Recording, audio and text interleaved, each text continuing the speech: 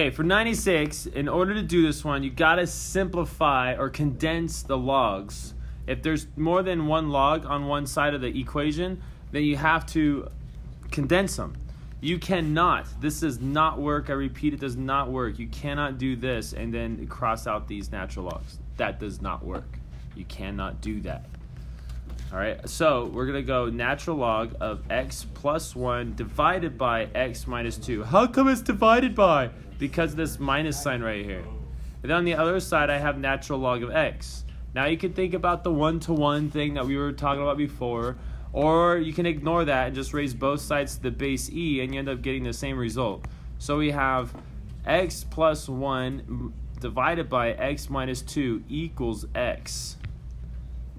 Now to solve this, you can think of, you can make this into a fraction, make this guy into a fraction and think of cross multiplying, or you guys can just multiply both sides by x minus 2 and watch those cancel out, and then multiply this side by x minus 2, and this is what you would get. You would get x plus 1 equals x squared minus 2x. Now because there's an x squared, in order to solve this, I must get everything on one side and then set it equal to 0. So I'm going to subtract x and subtract 1, and I have 0 on the left side, and then on the right side I have x squared minus 3x minus 1. Now, is that factorable? Can I think of two numbers that multiply to give me -1 but then add to give me -3? No. Nah, dogs. You cannot factor that. So because we cannot factor that, we have to use the quadratic formula. Do you guys remember the quadratic formula? It's an extreme story about a negative boy who couldn't decide whether or not he wanted to go to his radical party, so the square boy missed out on 4 awesome chicks and stayed up all night till 2 a.m. playing video games. It's pretty sad. It's a sad story. A sad, extreme story.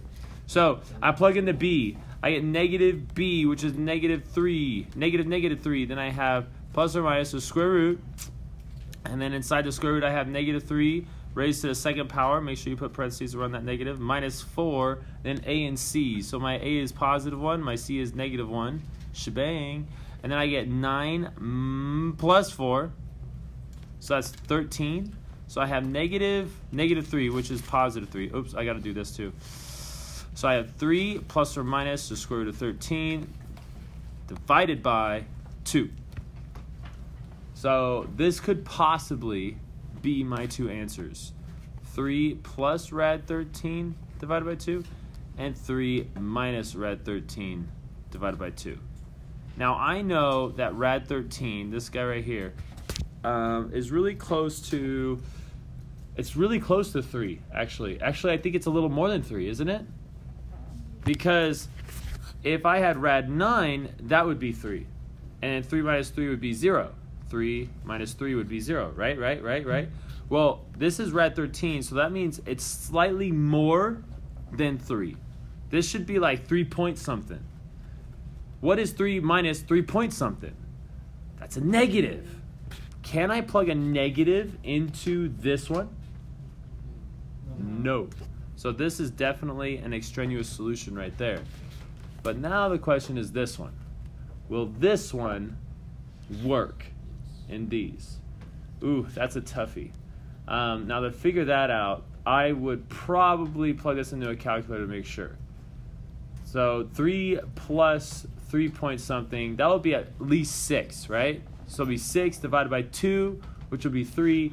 It looks like we're safe here because if I plug a 3 into this and I subtract 2 from it, that's not going to be 0 or negative. So yeah, this one looks like it does work. So that's your answer.